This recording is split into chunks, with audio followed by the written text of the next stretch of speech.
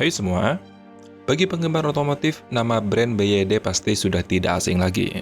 Sejak berdiri tahun 1995, saat ini BYD telah menjadi salah satu produsen mobil terbesar di Cina.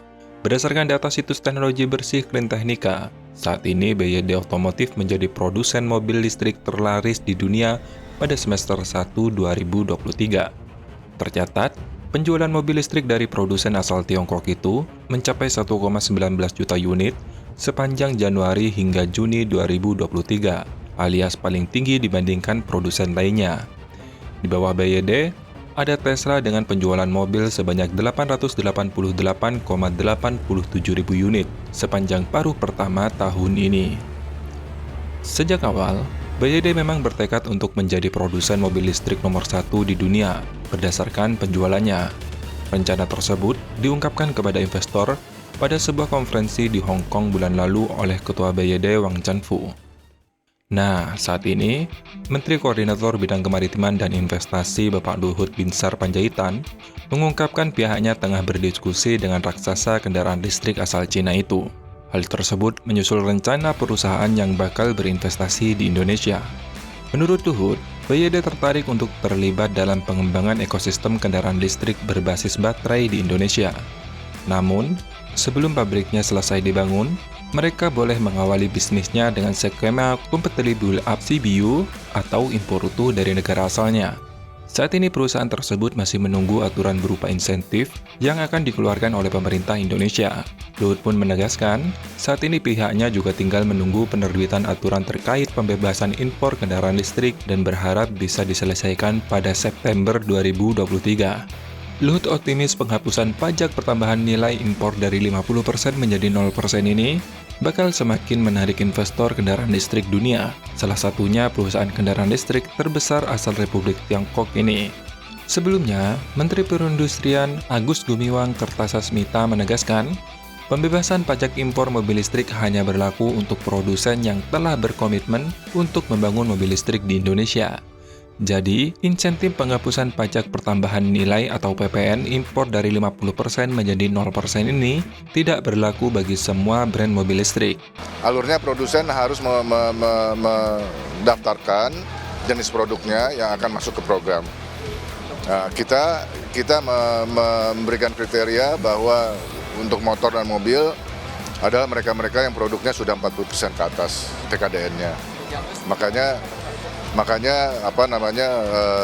produsen harus segera mendaftarkan produk-produk mana saja yang mereka sudah 40%. Pemberian insentif pajak impor untuk mobil listrik ini merupakan hasil adopsi dari kebijakan yang sudah diterapkan oleh negara-negara lain, seperti Vietnam, Malaysia, dan Thailand. Dia pun meyakini insentif pajak ini akan membuat harga lebih kompetitif dari negara lain yang sudah terlebih dahulu memberikan beragam stimulus. Pemerintah Indonesia berencana melakukan insentif pajak kendaraan listrik untuk impor hingga tahun 2026. Alasan keputusan tersebut juga dilatar belakangi karena insentif pajak ini yang menjadi biang membuat para investor yang selama ini masih berpikir dua kali untuk membangun pabrik mobil listrik di Indonesia. Vietnam sudah memberlakukan pembebasan biaya masuk dan pengurangan cukai untuk produsen mobil listrik sejak Maret 2022. Malaysia juga membebaskan biaya masuk atau PPN dan insentif tunai sejak Februari 2023. Sementara Thailand juga membebaskan biaya masuk dan insentif tunai sejak Februari tahun 2022.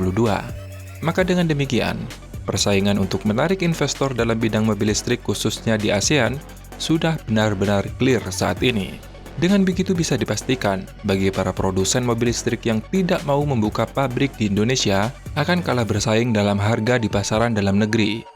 Perkembangan info ini hasil pertemuan pada bulan Juli lalu, saat Agus bertemu petinggi BYD di Cina untuk membicarakan potensi investasi kendaraan listrik di Indonesia. Pemerintah juga sudah menandatangani MOU pada Mei 2023 untuk penjajakan investasi antara Indonesia dan Cina termasuk soal mobil listrik. Sebagai informasi, BYD merupakan raksasa mobil listrik berskala global yang sejak berdiri pada tahun 1995. BYD telah hadir di 6 benua, lebih dari 70 negara dan lebih dari 400 kota di seluruh dunia pada tahun 2022. BYD mencatatkan penjualan mobil listrik sebanyak 1.858 atau tumbuh sekitar 211% dibandingkan tahun sebelumnya. Perlu diketahui, Indonesia saat ini sedang melangkah mantap benar-benar serius untuk menjadi pemain besar dalam industri mobil listrik. Saat ini, tercatat 2 brand yang sudah memproduksi mobil listrik di Indonesia, yaitu Hyundai dan Wuling. Dan juga ada 3 brand yang dalam tahap pembangunan pabrik di Indonesia, yakni Chery, Neta, dan Mazda. Sedangkan yang masih dalam tahap negosiasi, yakni ada 4 brand, VinFast, Toyota, BYD, dan Geely. Selain itu, jika berbicara mobil listrik tapi tidak berbicara baterainya, sepertinya kurang lengkap ya, bak sayur tanpa garam. Nah, pabrik baterai satu-satunya yang sudah siap beroperasi tahun depan di Indonesia, yakni milik konsorsium Hyundai dan LG. Untuk lebih jelasnya silahkan cek video ini. Linknya sudah saya cantumkan di deskripsi video ini. Sebagai tambahan, pabrik baterai ini kemarin sudah uji coba produksi pada 15 September 2023. Presiden Hyundai Motor ASEAN, Mr. Yong Tak Lee mengatakan, lebih dari 50% produksi mobil listrik tersebut yang berasal dari Indonesia telah diekspor. Tak tanggung-tanggung, ekspor tersebut telah menjangkau sekitar 78 negara.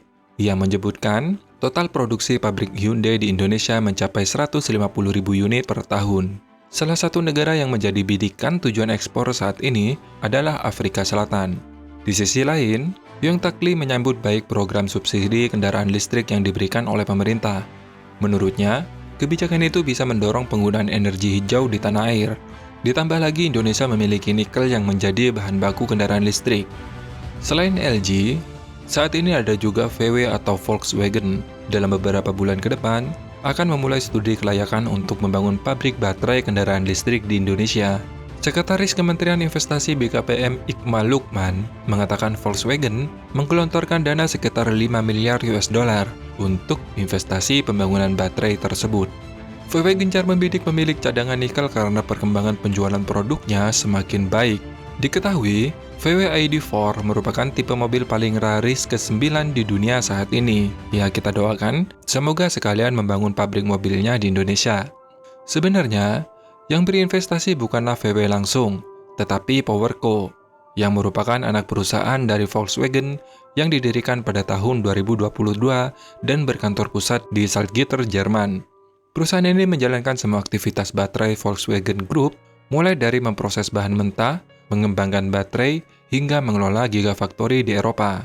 PowerCo ditargetkan menyuplai sekitar 80% produk baterai kepada sejumlah merek otomotif di bawah naungan Volkswagen Group, seperti Audi, Skoda, Lamborghini, Porsche, Bentley, dan Ducati. Jadi, jangan anggap investasi pabrik baterai di Indonesia yang dilakukan oleh VW hanya untuk menyuplai VW ID4, tetapi juga akan menyuplai brand-brand terkenal tersebut. Nah, semoga informasi ini bermanfaat. Terima kasih sudah menonton dan sampai jumpa.